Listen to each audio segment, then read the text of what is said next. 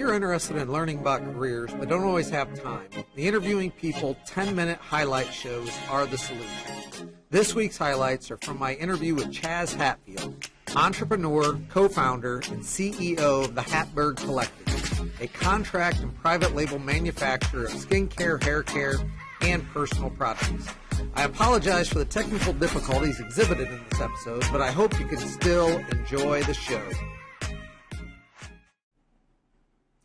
As I started my interview with Chaz, we focused on what exactly the HatBerg Collective does. We are primarily a contract manufacturer of personal care products, so things like shampoo, conditioner, skincare, cosmetics, body care, and by being a contract manufacturer, basically we make products for other people and their brands. So if you have a brand that's selling, in Walmart or in, CVS, and you want a new product, you come to people like us and we do the formulation and create the product, fill it, put it in your packaging, and ship it to you.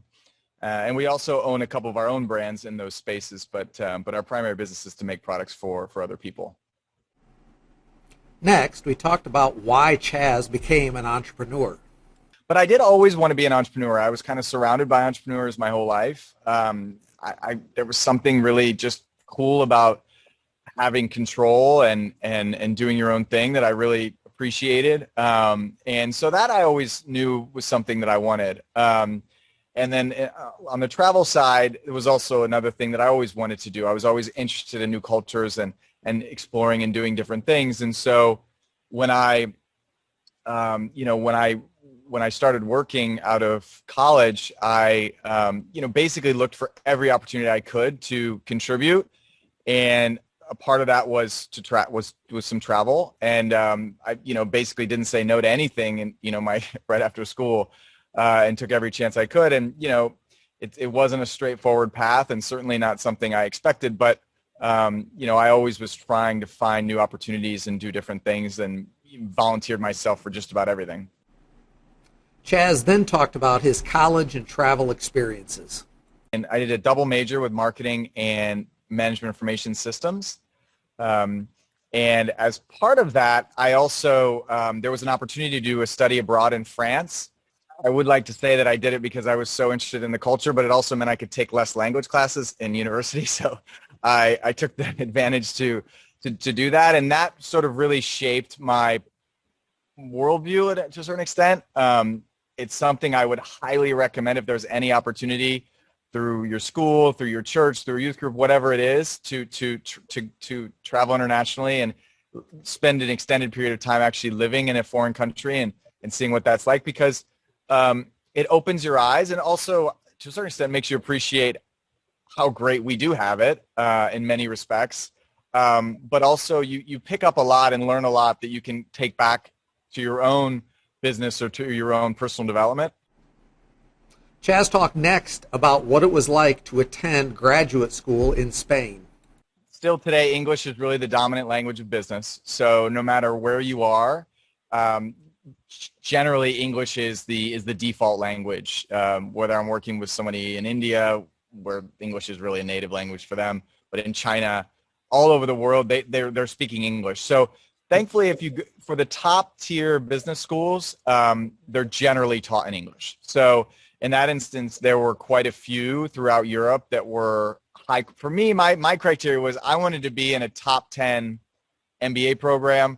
I didn't want to spend two full years, which is really the U.S. model, is you spend 2 additional years of school. It just felt like too long for me. So I found a program that was like a year and a half.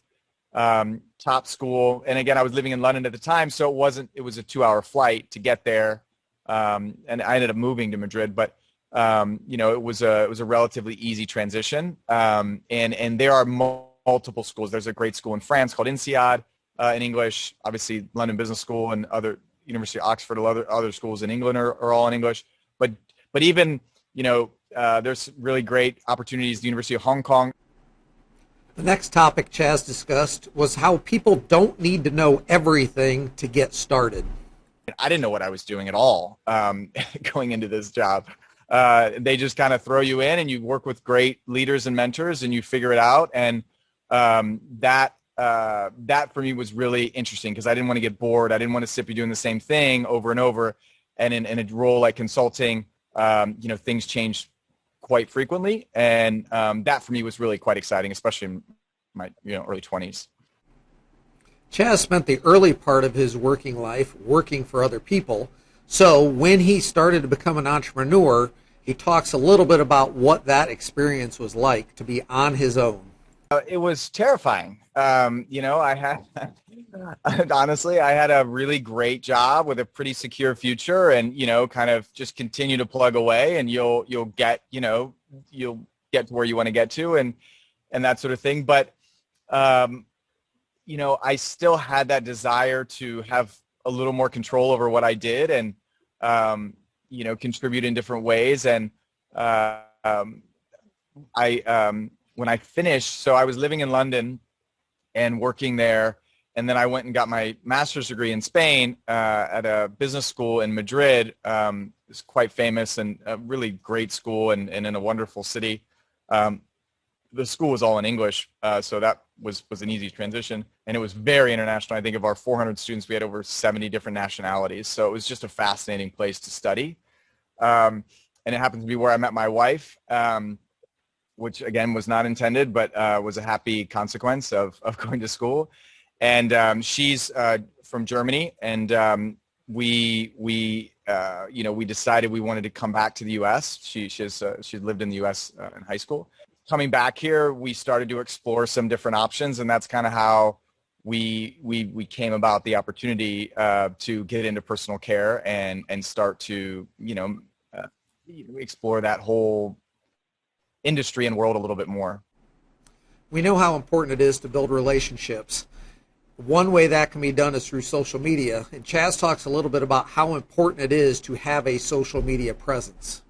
Recently, I had to really dig for one individual, and there was a reason for that. So, and that gave me caution. So I would say but it's simple nowadays. LinkedIn is a great place. It's professional. You don't really need, nobody needs to see who you're following on Facebook or what Instagram pictures you like. That's not interesting per se for an employer. But if you are posting on public forums, of course, people are going to want to see what your opinions are. But I think LinkedIn is a great place to showcase who you are, what you've accomplished, and create your own narrative. And I think that's really the most important thing. The rest of the stuff, you can kind of do on your own. But I think having some public space where you can present yourself is important. To finish the interview, Chaz offered some ideas about what continues to drive him to grow as an entrepreneur. Every single day I learn something new, and every single day there's a new fire. And I think that's the one thing about wanting to be an entrepreneur. You have to get comfort with being uncomfortable. And because things change and you can never really predict what's going to happen. And there's never a path either, like a straight path. I followed a path that I thought was the right thing for me. I went, high school, went to college, got a job working in an area that I thought could give me a lot of experience. Then went and got back to master's degree, and then am now doing my own thing. But that's not the path for everyone. And there's certainly, perhaps I could have had a better path if I would have done something different. But I think being open to charting your own course and finding out what's right for you is really important, because no one would have told me, here are the 6 things you need to do to get to where you're going to get to. I had to figure that out on my own. And thankfully I did. And today I'm fine, but tomorrow will be something else, and we'll have to deal with that. And that's just, I think one of the most important things to be an entrepreneur is to be able to have that ability to deal with those unexpected things that will inevitably come up.